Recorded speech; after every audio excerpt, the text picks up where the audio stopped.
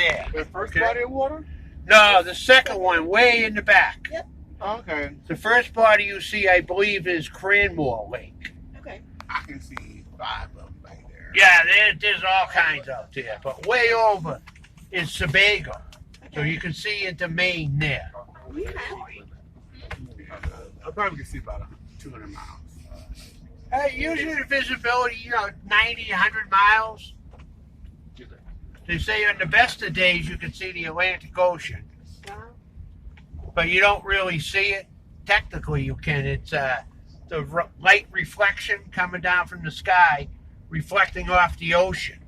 You get a little gleam. Okay. You may be looking at it, you probably don't even know it. I mean, I haven't seen it. People have told me. There's the head wall down there for the ravine. And all over through here, it's all New Hampshire. You look out straight ahead, you can see part of western Maine also. Okay. It's Gorham up there. And just beyond that is Maine. Okay. So you can see there. Over to the left, we come around the corner. You can see parts of Vermont. But it's hazy. But I don't always buy it because they tell me that that's Vermont. And okay, it just looks like another mountain to me. Right. So how do you know? But technically you can. Okay. You're supposed to be able to see up to New York on good days. In the best of days, you can see 5 states. Wow. That's New Hampshire, Maine, Vermont, Massachusetts, and New York. You can see them, but to identify them, that's a different story. Right. Yeah, I don't know how you would identify them, but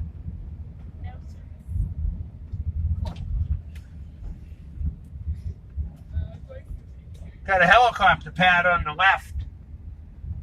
On the right here, there used to be a few buildings over here. What? Burned down. Burned down. Burned down, yep.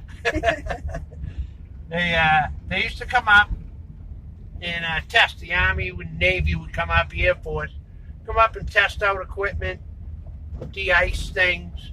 Companies would come up, Boeing and GE and companies like that, test equipment.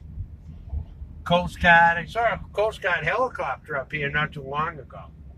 That was pretty cool. He was circling around and going up and down the valleys like. National Guard comes up, they train before they get deployed. They're around once in a while. Not too much. I've only seen them a couple of times, but fun to watch. Yeah. Yeah, they're pretty impressive. Down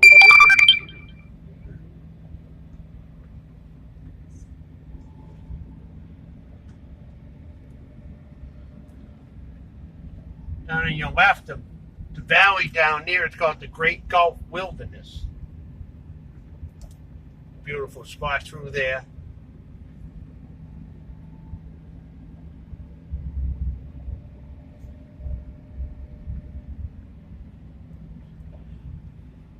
Just wait.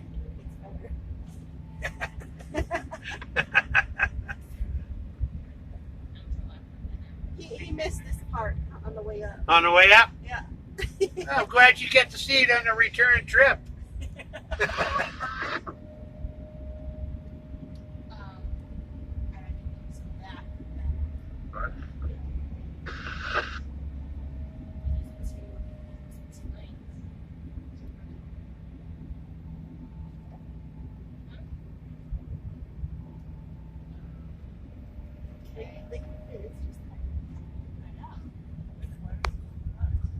These rocks on your right, the pile of rocks over there, they're called cairns. They're trail markers.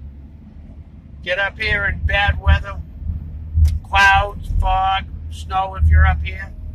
Very easy to get off the trail in the rocks. Not like you're in the woods on a path.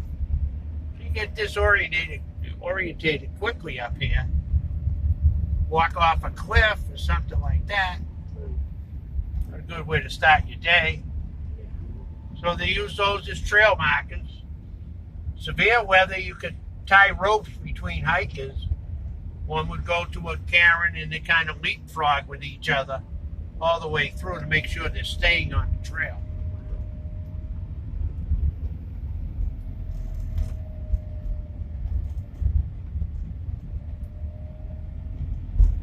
dangerous up here. You got to know what you're doing. You got to respect it. Come prepared for the worst. I don't know if you notice, there's a board up in there by the restrooms. Tells you all the people who have perished up here and how they have. All kinds of different ways. I get a morbid curiosity sometime and read them. They're like 162 or 166 people. Last one they had up here was this past June. Hypothermia, which is a major cause of death up here. Now you start out, it's nice down below. You'll have, cotton t-shirt and shorts and start hiking up. Weather turns, you're sweating, body temperature starts dropping, you don't have the proper clothing to add to it. Yeah, things will go from bad to worse.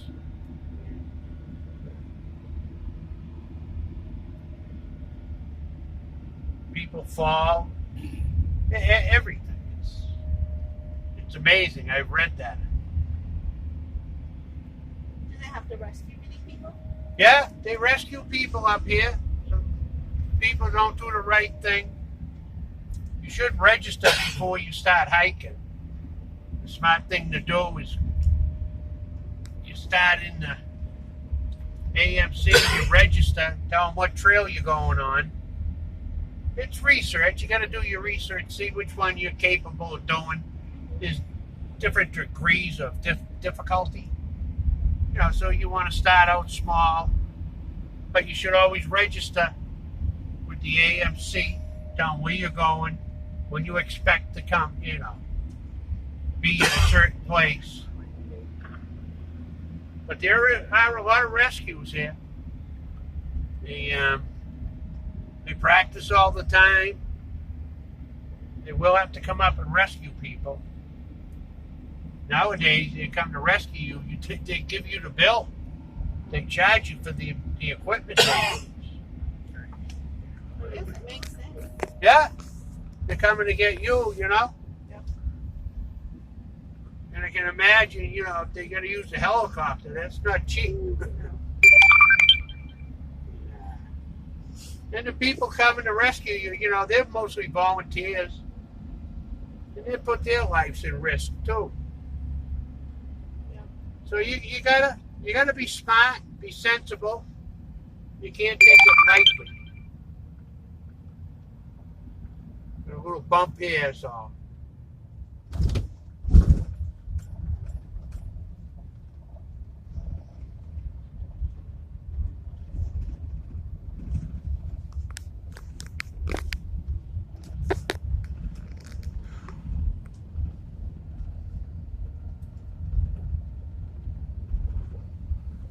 Valley right below there, that road you can see, that's Route 16 through Pinkham Notch, brings you back to North Conway. There's a view of the ravines again.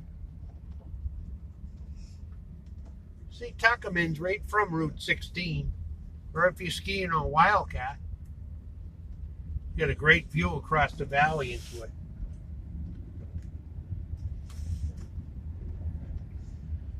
I'm gonna ski straight down. Yeah. On the top, let's take the two center lanes. Yeah. It's fun. See, Kevin says it's fun. Yeah, I tell you, I've gone over there many times. My whole life I've been going over there. Turbocharged. It's a little icy over there. It can be cold and icy. It's all part of it. This whole valley down here to your right, at one time was gone. The timber barons moved up into here, the early 1900s, and they opened a paper mill up in Gorham. It was the biggest one in the country at the time. But they proceeded to clear cut that whole valley. Used it, for the paper mill, and they had the train, the rail was up there. So they'd chip out lumber and timber. And they destroyed the whole land down there. And it started having forest fires there. because of the branches and slag that was no good, they couldn't use. They just cut, leave on the ground. It would dry up. Lightning or any other way would start fires through there. And flash floods would come through. No vegetation to hold the water back. Finally, people had enough, and they went to the legislature. They passed a bill called the Weeks Act. So it protected that land. It's the second growth you see down there now. They protect that land, it'll stay that way forever now. Can't harvest it. Can't build on it. No power tools, no power equipment in there. It'll stay that way forever. No Walmart popping up down there with strip malls, you know.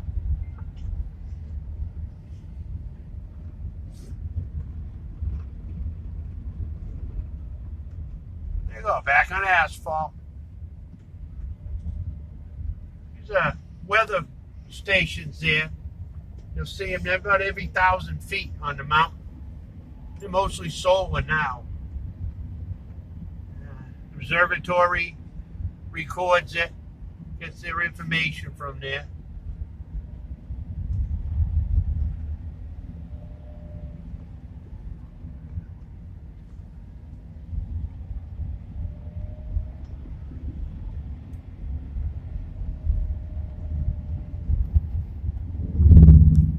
We do tours in the winter time, but this is as far as we come. Shut off from here on up.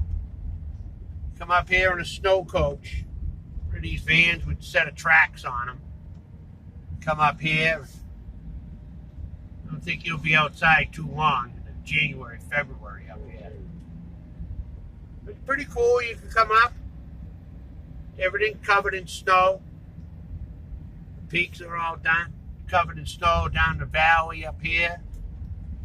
Roads covered in snow. They groom it out, but it stays covered in snow. They run the tracks up here. No vehicles. They usually close in the middle of October, the vehicles. You can ride in the middle of the road, come up here. Imagine it could be pretty wild in high winds and snowball.